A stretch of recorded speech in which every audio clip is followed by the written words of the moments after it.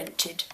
And there used to be a big woodyard on Cricklewood Broadway, and I would be given the job of taking the rent in cash up to the woodyard because they owned our house. The wood, because there's a big woodyard. It's called CH Widows. That's the name of it. What it's called now, I can't tell you, but that was on the Broadway, not far from where the skating rink was and the Irish dancing place. I wonder if it's still there, because there's a really big woodyard. So at the moment, where the Galty Moor. Yes. So that burns, that's right, the Irish dancing place. So that burned down, sadly. So there's nothing there now, and immediately behind it is B&Q. Okay. But then kind of about level with B&Q, but to the left, there's a massive woodyard. Maybe that's still, it's certainly in the right place, Lynette. Wow. That's the right place. Oh my goodness. And that was my job to do it.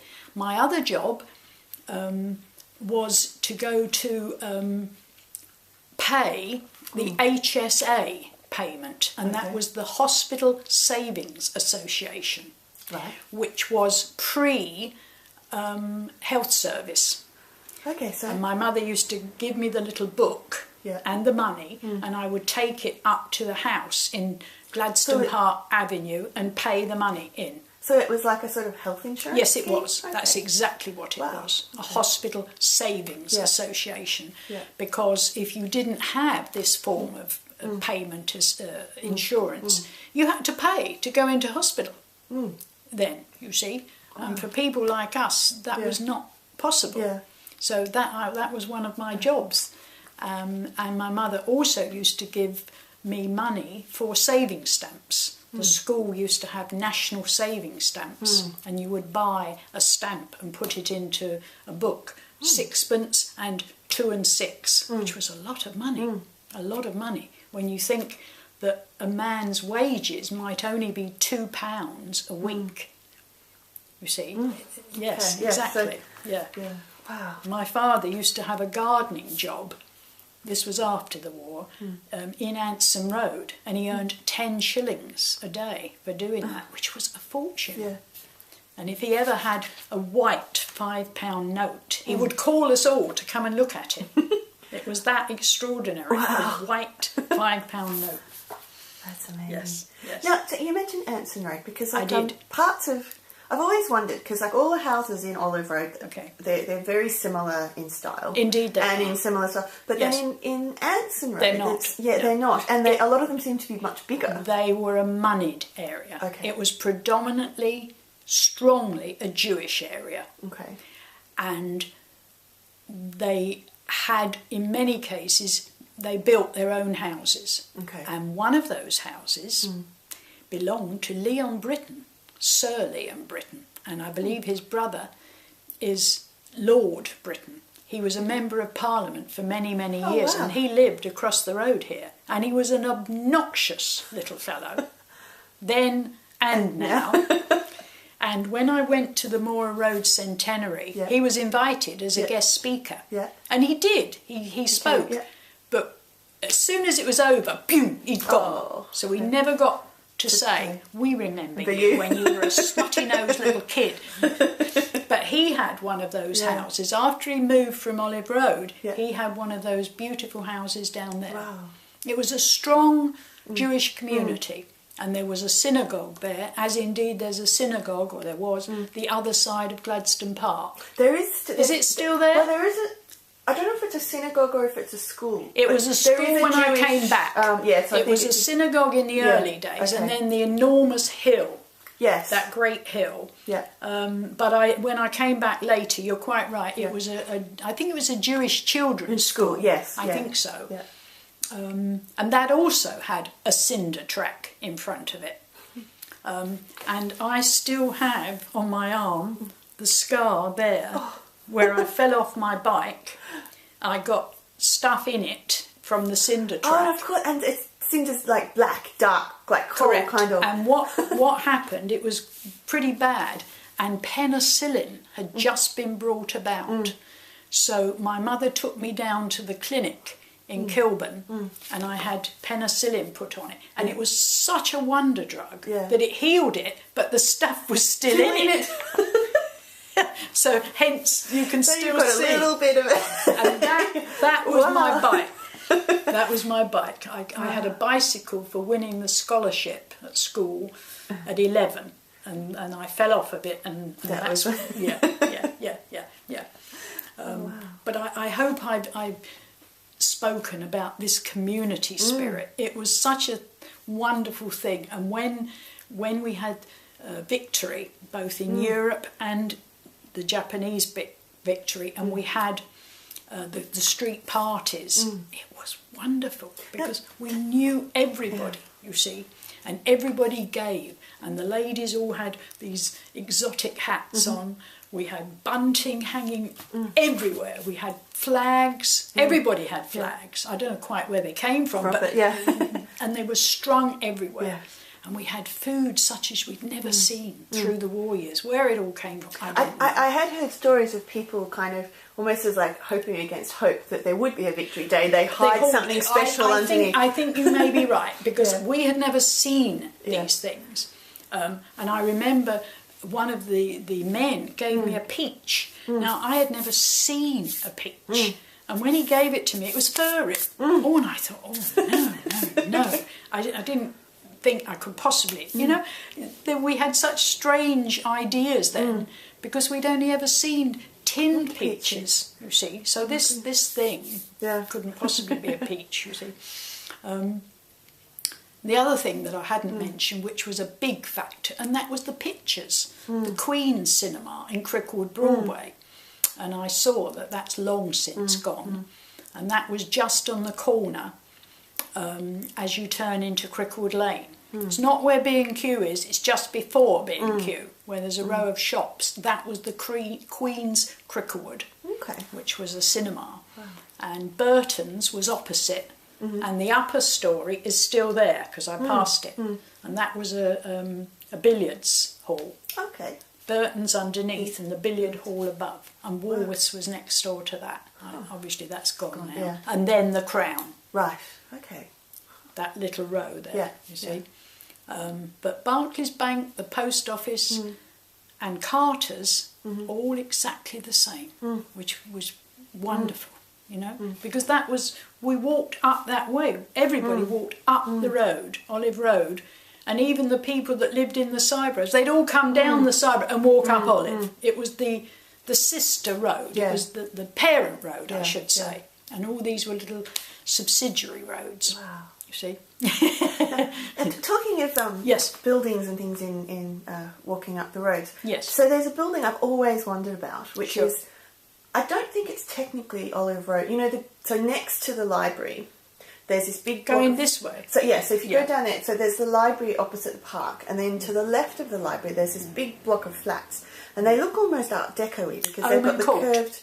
Might be that. Oman Court. Yes. So it's the only block of flats around Tucker, and like they've got curved windows. Yeah. That is original. And that was where my father worked in the garden. There was a garden there, and he used to do that one as well as one in Anson Road to get extra money. Yeah. And Oman Court again was a very close-knit community of Jewish people. Right. Okay. I think because of the terrible experience of Jewish people in the war, that in England they clung together.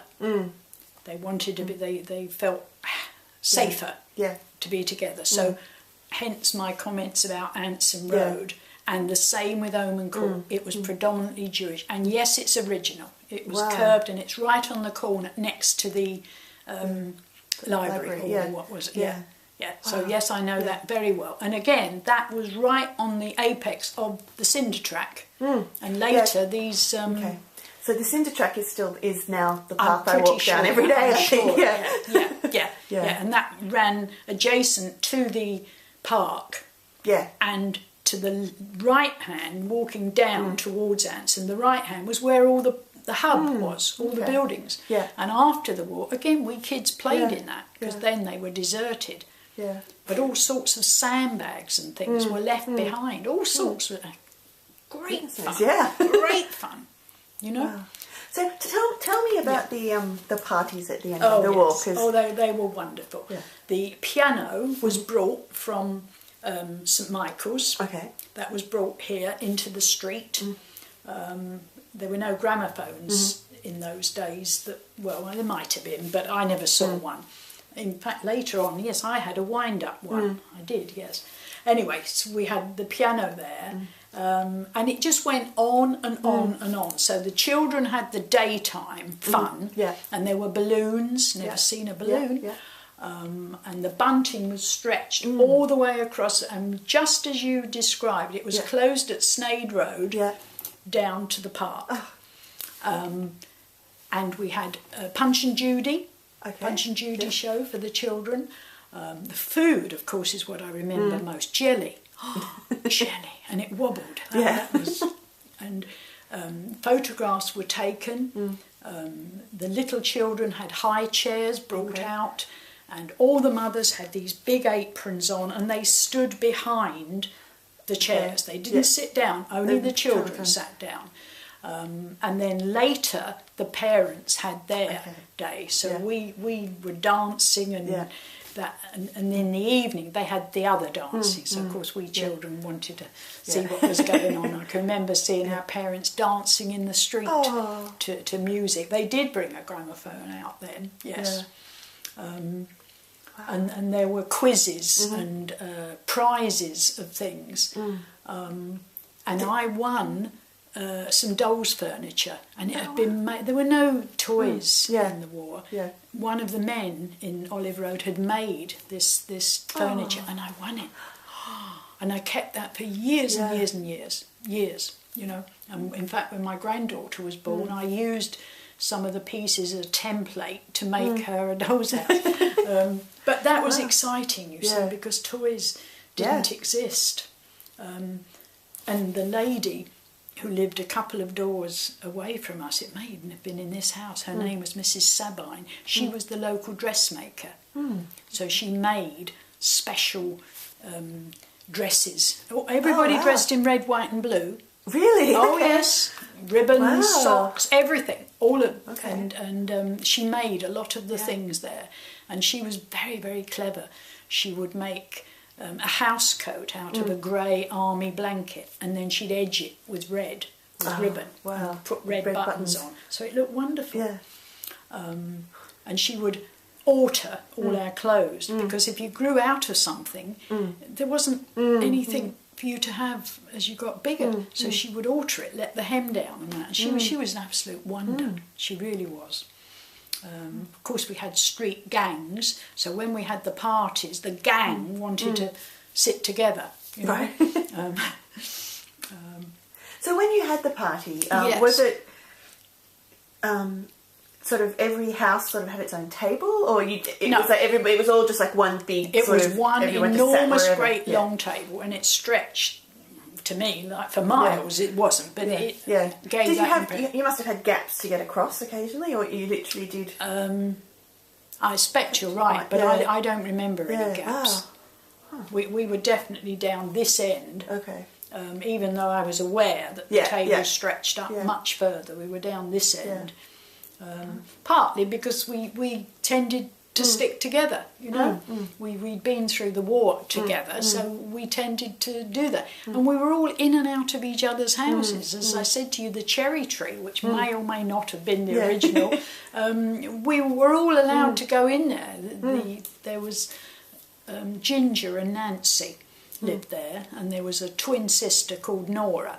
And I'd never seen twins. These were adult twins. I'd never seen twins at all, and they allowed us to go and pick their cherries, and that was, again, you see, fruit. To have fruit was wonderful. I do remember having a parcel from a relative in America, and that was so exciting. And other people must have had those, because I distinctly remember having tin fruit at the party. Oh, wow.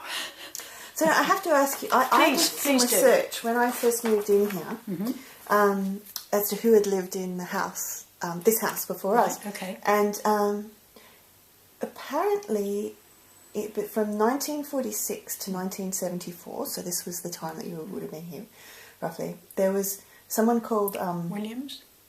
No, Hughes. So we had Edward... Mr. and Mrs. Hughes. Agnes and Richard Hughes. Yeah. Yeah. And they basically lived here. Yeah. Yeah, Mr. and Mrs. And there was Hughes. somebody called Maureen who appeared on the... Maureen Hughes. Yeah. Yeah. Yeah. Yeah. Went to school. Yeah. Okay. Mora Road. Well, Right. everybody did. Yeah. Yes, absolutely. Yeah. And there was Mr. Thurgate along here. The Bennett family lived across the road, and as I said, I still had a Christmas card from her, and she would be well into her 90s. Now, whether she's still living, because she was very ill, she was at 113. Okay. Yes, I do. I remember. I remember most of the Sturt family. They were a bit further down. Wow. So did you? So if you recognise the Hugh? So did you ever come here to visit them? Oh yes. Oh, so we would have been in and out of each other. You've actually been in this house before? I have. Yeah, emphatically. Wow. Yes, Wow. Okay. I would have been in just about all this block.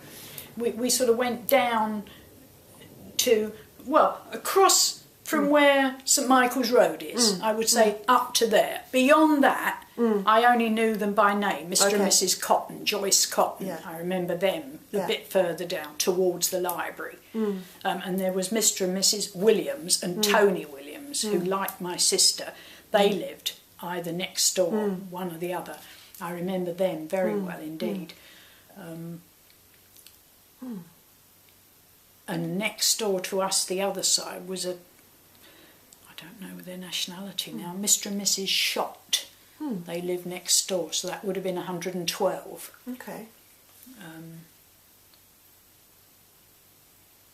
And when we moved, when I was 15, we didn't move far. We moved to Hamilton Road, which is on Dollis Hill Estate, so it's the other side of the park. Yeah. You know, by Dollis Hill Station, the tube station.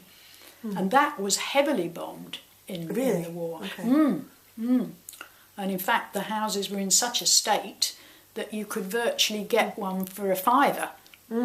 Having said that, of course, £5 was a lot of money. But, you know, honestly, you could put a £5 down because they were all empty. People had left them. When the rockets fell, we did go for a very short time to a place called Newbold Verdon in Leicestershire, and that was the home of Mr. and Mrs. Mensley, the ones who were bombed out, whose daughter died. They moved after they lost their daughter. They moved down to Leicestershire, and we went to stay with them when the V2s were falling, just for a short while. Oh God, it was so primitive, Lynette. After living in London, I said to you we didn't have a bath, and we all bathed in a tin bath, but down there weren't any baths. There was a pump in the yard for water. Goodness. So it wasn't even hot water? No, no. And the loo was a privy, an outside privy, and with a cesspit that was emptied once a fortnight by the council. And that's where they moved to. And we stayed with them for a while, but, you know, and when my sister was evacuated when she was 8, she was so miserable, so desperately unhappy. My mother brought her home again. And I think a lot of people did that too. The lady was not nice to her. And my sister cried, please take me home, please. And my mother said, absolutely, get your coat on, we're going. So I was quite young then. So you weren't evacuated though? No, I was never evacuated. Only this short stay in Leicestershire. But we stood in that wonderful garden, because it was real country, and we watched the planes going over to bomb Germany. So this was right at the end of war, and they went on and on and on. It was sort of, I don't know, 20 minutes or something, and they were still going over. It was a great, enormous black. That's how, at the end of the war, how much bombing went on. Wow. Yeah. So, and of course at the time we were, wonderful, wonderful. But when you think about what it meant, yes, it wasn't wonderful at all. It was terrible. All right. I'm going to pause it there.